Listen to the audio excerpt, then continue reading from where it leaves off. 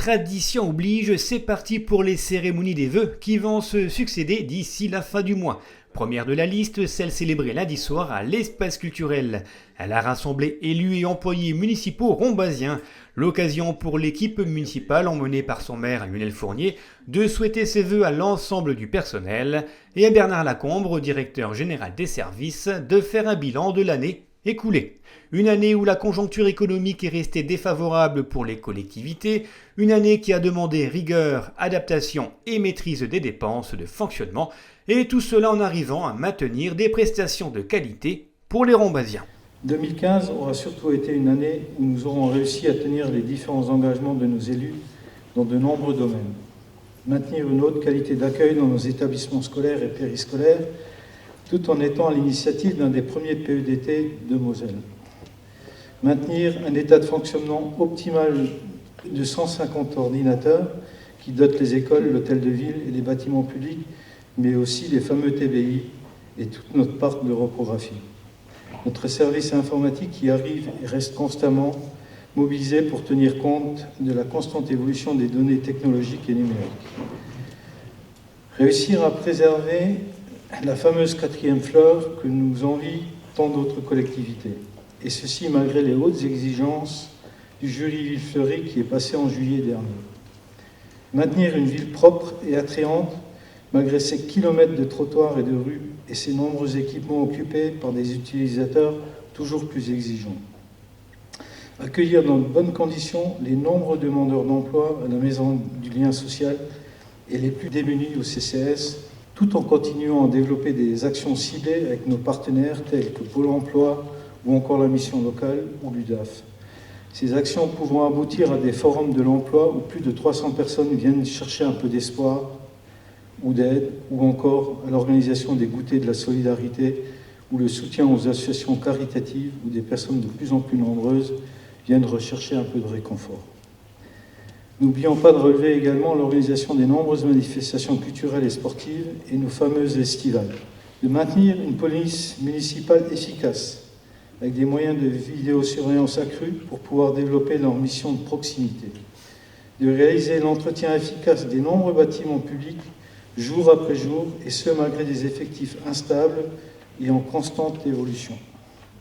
Monsieur le maire, merci pour cette confiance que vous nous faites. Et maintenant, au nom de tous mes collègues, je vous souhaite une excellente année 2016 et surtout la santé sans qui rien n'est réalisable. Lucidité et sérénité, défis économiques, restructuration administrative, mutualisation des moyens, contraintes budgétaires ou encore baisse de la dotation globale de fonctionnement, voilà le tableau dressé par Monsieur le maire Lionel Fournier, un langage de vérité dans un contexte économique et social bien difficile. Donc voilà, nous sommes au pied du mur, nos citoyens sont de plus en plus exigeants, et quand je dis nos citoyens, ce sont les publics, puisque ça va de halte garderie, maternelle, des écoles, jusqu'à effectivement aux équipements sportifs ou culturels qu'ils utilisent. Et donc, ils demandent toujours plus avec moins. Ça, objectivement, je crois qu'il faut maintenant dire que c'est du passé. L'âge d'or des collectivités locales, c'est pas plus de prestations avec moins d'impôts. Mais il y a une ou deux certitudes que j'ai, ce sont nos services publics de proximité qui permettent d'amortir le choc de cette crise économique et sociale qui n'en finit pas de finir, puisqu'elle a commencé en 2008, et qui permet à certains d'avoir des services et des prestations à des prix qui défient toute concurrence, que ce soit au niveau des haltes garderies crèches, que ce soit au niveau de l'accueil périscolaire, que ce soit au niveau de la cantine scolaire, des équipements sportifs, des équipements culturels, mais à un moment ou à un autre, on ne peut pas continuer à avoir des prestations ou des prestations qui soient encore supérieures par rapport à ce qui sont nos recettes. Notre objectif, c'est de maintenir ce que nous avons et de préserver tout ce qui a été énoncé par M. Lacombre. Je crois que c'est un objectif essentiel. Je vous demande beaucoup, l'équipe municipale vous demande beaucoup. On sait qu'on est à la croisée des chemins, tant au niveau des contraintes budgétaires, et que parfois nous avons des décisions à prendre qui sont difficiles.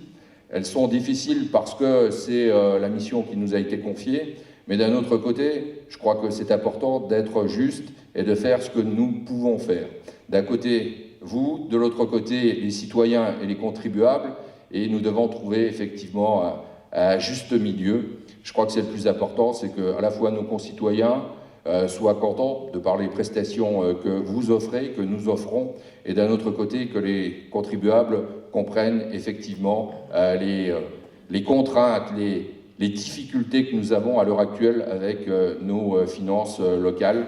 Et je crois que c'est notre principal travail dans les années qui viennent de montrer qu'à Rombat, c'est une ville agréable, c'est une ville où il y a beaucoup de prestations et que nous essayons de conserver ce que nous avons dans un contexte très difficile.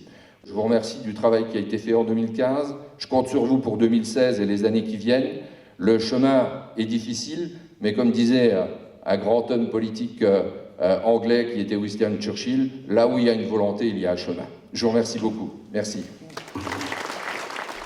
3 agents municipaux ont ensuite reçu la médaille d'honneur régionale, départementale et communale.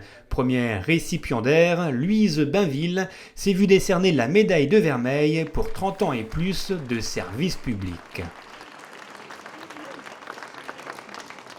Même distinction, même couleur et même médaille pour Vincent Schulz, 30 ans et plus de service public.